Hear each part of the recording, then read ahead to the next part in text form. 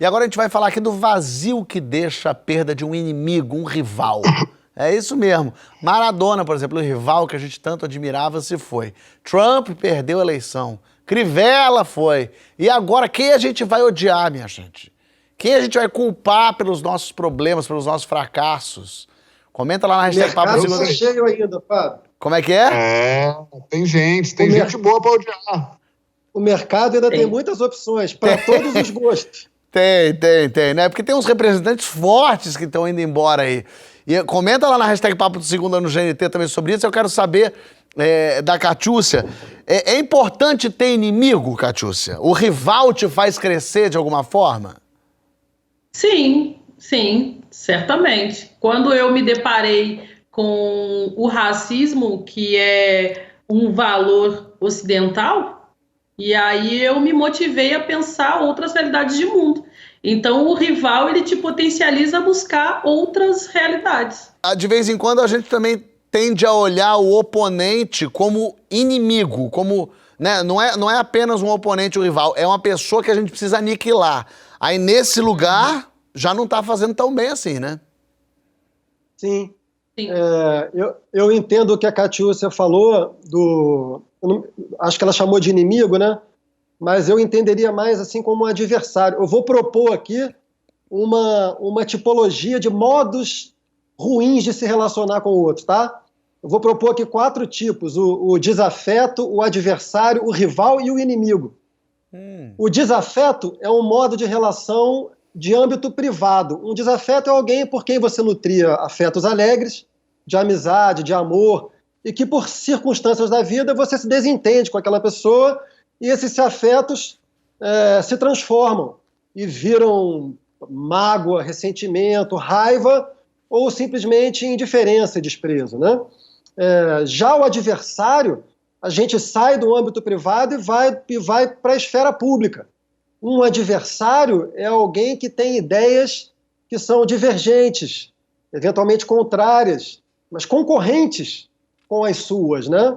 Então, o adversário é a sua figura oposta no espaço público.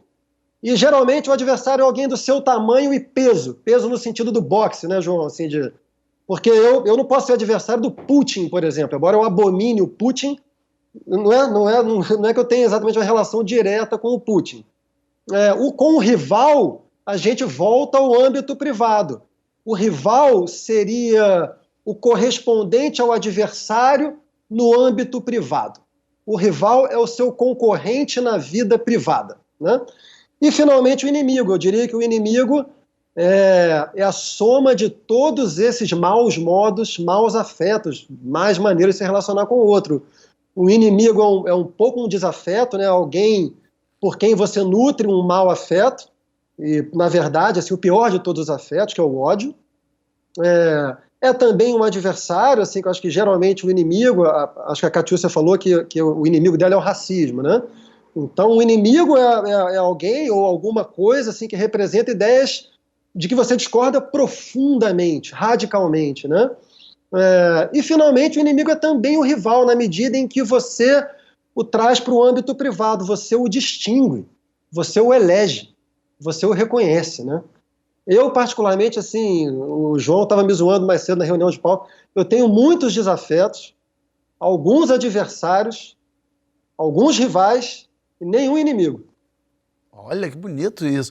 João, quero saber de Achei você. Lindão também. Eu só colocaria só mais uma coisa depois do inimigo, eu acho que pode pôr, porque esse lugar de você pôr o inimigo também no centro, Chico, né? Realmente você tem que se relacionar com ele ainda.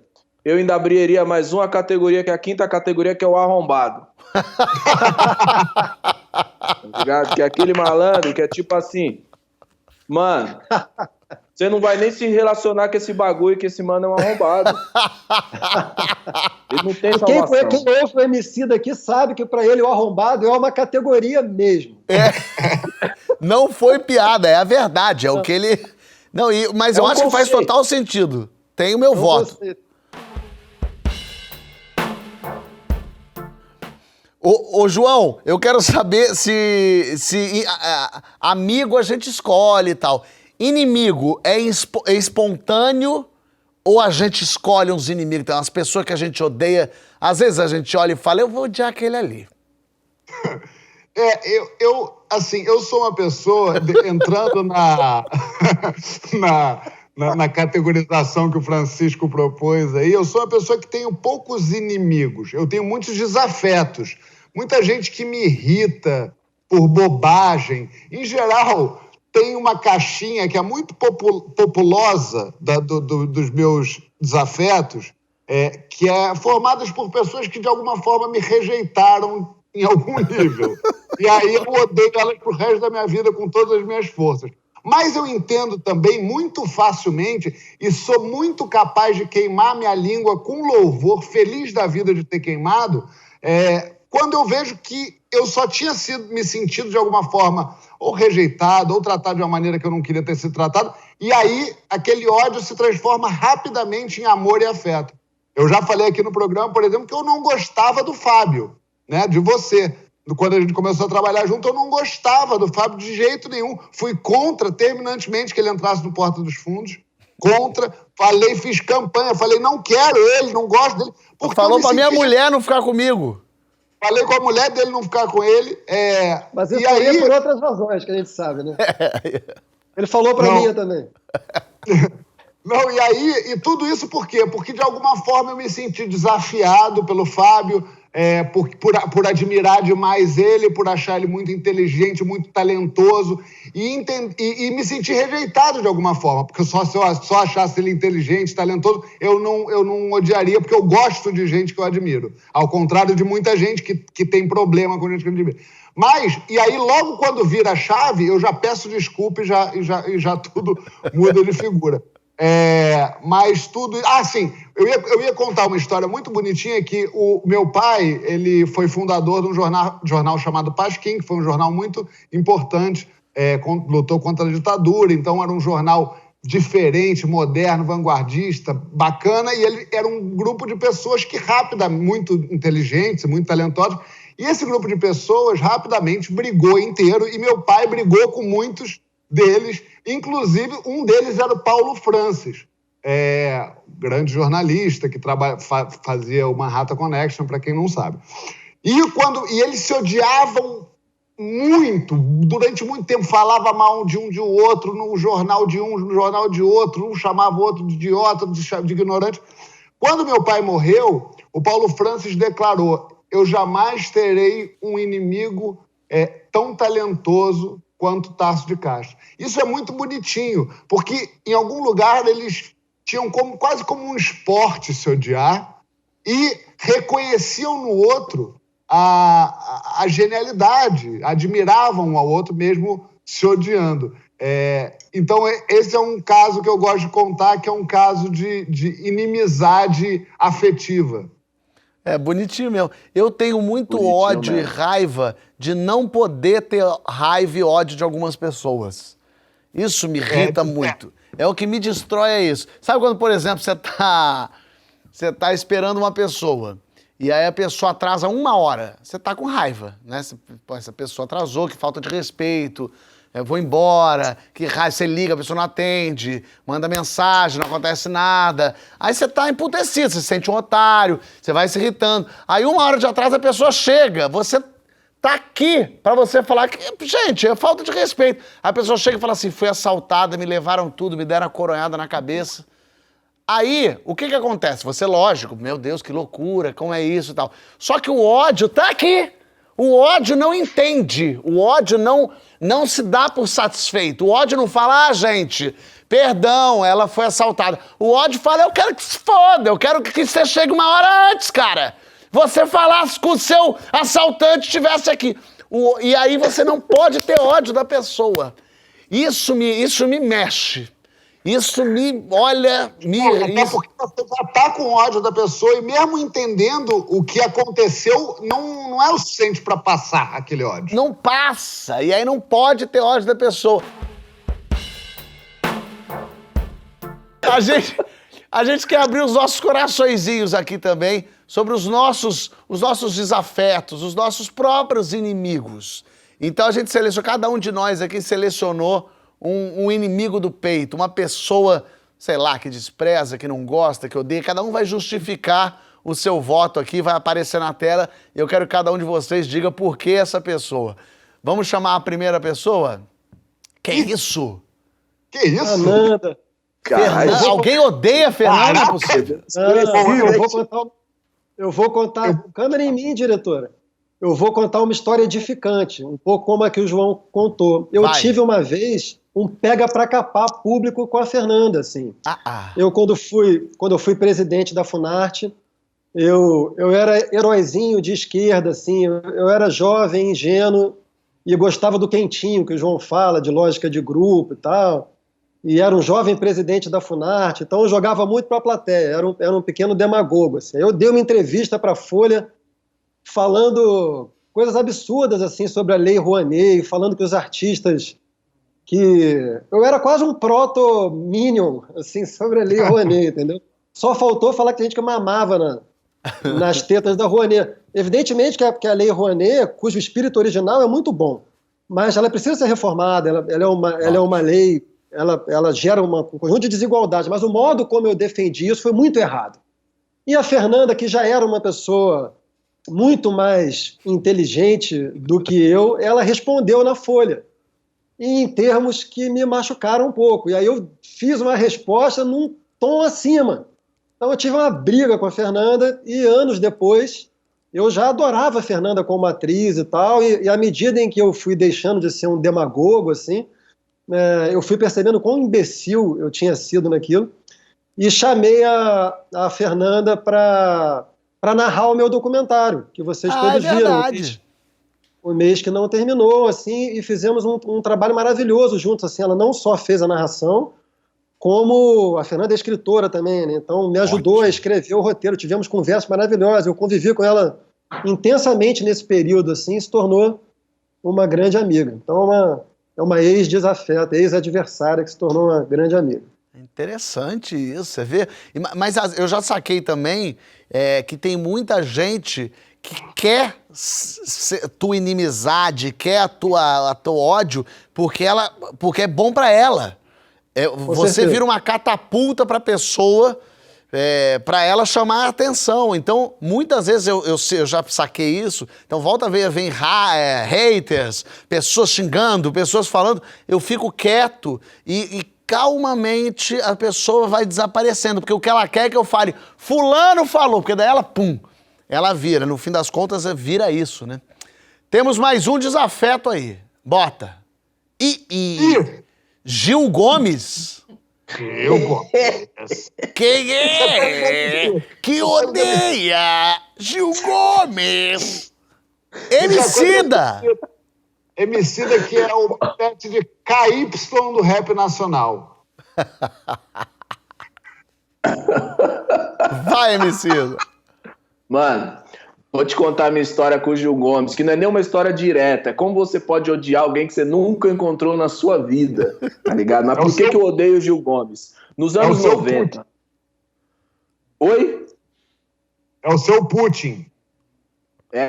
Meu Putin. Mano, nos anos 90, lá na Vila Zilda, o que aconteceu? Minha irmã estudava numa escola que ficava 2 ruas pra cima da nossa casa, tá ligado? E aí um dia minha irmã decidiu matar a aula. Então ela saiu ela fingiu que foi pra escola, enganou minha mãe, saiu por uma outra rua e cortou o caminho pela rua de cima, foi com as amigas dela bagunçar lá pra cima da vila. Irmão, no dia que a minha irmã matou essa aula, aconteceu um crime nessa rua que minha irmã foi. A equipe do Aqui Agora foi lá pra filmar.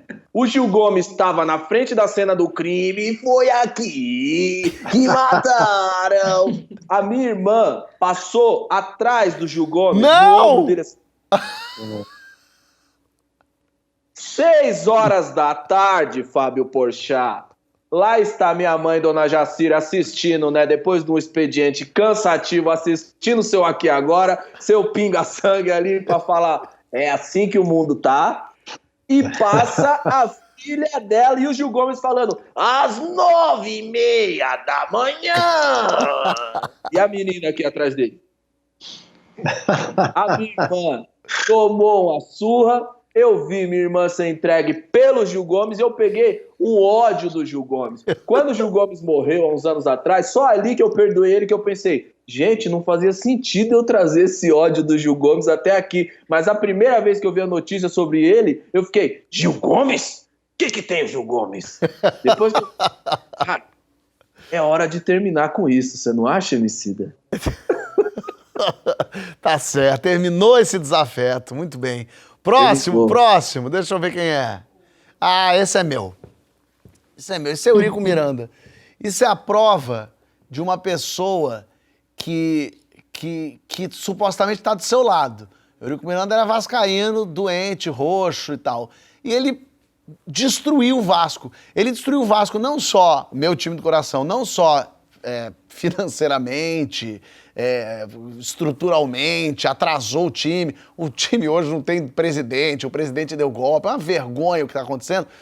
Mas ele destruiu a imagem do time perante a nação. O time do Vasco, antes dos anos 80, era um time querido. Era tipo a Portuguesa. A Portuguesa em São Paulo é um time que todo mundo adora a Portuguesa, ninguém torce contra a Portuguesa.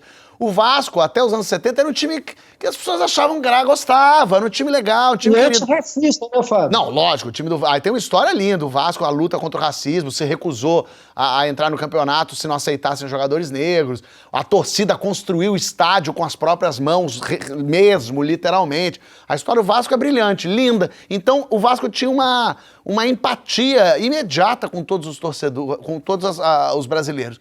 E aí veio esse sujeito se dizendo um torcedor, e ele criou uma antipatia gigante com o time. É impressionante como uma pessoa com o viés, com a fala do eu amo esse time é incrível, consegue destruir a reputação do time. Hoje as pessoas não gostam do Vasco por conta deste animal. Esse cara que eu tenho ódio até hoje. Eu tenho ódio. Quando ele morreu, eu falei, o Eurico Miranda é uma pessoa tão pusilânime que ele me faz ficar feliz com a morte dele. O que é horrível, o que é uma sensação péssima. É a coisa mais primitiva e mais homem das cavernas do mundo, que é você se satisfazer com uma pessoa e morrendo. É um horror isso. E ele me fez sentir quando ele morreu, eu falei, ai, que maravilha. E ao mesmo tempo eu falei, olha que merda, até morto ele me faz mal, este caralho. Então é uma pessoa que eu odeio bastante do fundo da minha alma por tudo que ele fez e representa até hoje. Próxima foto. Ih, ó. Isso aí é o Miguel Falabella ou é o Caco Antibes, Catiúcia? É o Caco Antibes. Eu sou de Porto Alegre, né? Uma cidade pequena. E quando a gente era mais nova, chegava as novidades, né? Uma cidade pequena, e aí chegou o Sai de Baixo. E nós assistíamos o Sai de Baixo, e quando ele ficava com aqueles bordões, eu odiava aqueles bordões, né? Mas eu gostava do programa. Daí toda vez que ele ia, e aí dava uma briga, porque eu abaixava a TV e as pessoas queriam ouvir o que ele estava falando. Aí, tempos depois, eu falei, eu vou achar esse homem. Eu, na minha cabeça de interior, achava que eu ia chegar em São Paulo e encontrar o Caco Antibes. Aí ficava andando assim, dizendo aquele homem nojento, e não sei o que lá. E aí, anos depois, agora, recentemente, eu fui assistir de novo e percebi que esse ódio do Caco Antibes, ele não passou. Que aquele ódio de guria que tinha lá ainda existe, assim, né? E aí, porque eu achava horror quando ele gritava, eu tenho horror a pobre, eu tenho horror. E aí eu ficava olhando aquilo e dizia, mas ele tá falando de mim, por que eu tô gostando de ver esse programa? Né? E eu adorava o Tom Cavalcante, achava o Tom Cavalcante o máximo, Márcia Cabrita, então perfeito. E quando chegava ele, eu queria desligar a televisão, mas não queria, porque eu queria assistir o programa. Eu acho que é muito isso que tu disse. Ódio de não poder odiar, porque gostava do programa, mas não podia odiar o programa. Aí eu, quando falou, eu falei assim, vou contar a minha história lá dos Pampas. Boa. Ódio de um personagem, gostei. E a próxima, a última. Felipe Neto? Felipe Neto. Me fala isso aí, João. Não, cara, o Felipe Neto, ele é um cara que exemplifica os meus ódios bobos. Eu lembro que no começo do Porta, a gente começando, fazendo Porta e tal, e ele tinha o Parafernália, né, que era também um canal de esquetes e tal.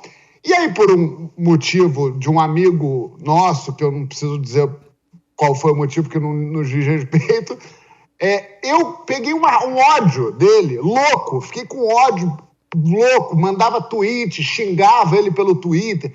Uma loucura, que queria encontrar com ele na rua.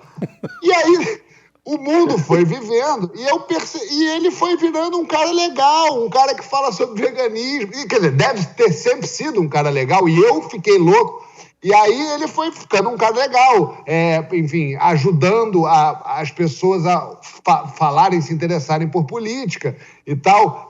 Muita gente fala que ele é caça-like e tal, mas se for caça-like, tá fazendo um bom trabalho, tá falando várias pautas que devem ser faladas. Então, foi um desafeto meu baseado em absolutamente nada.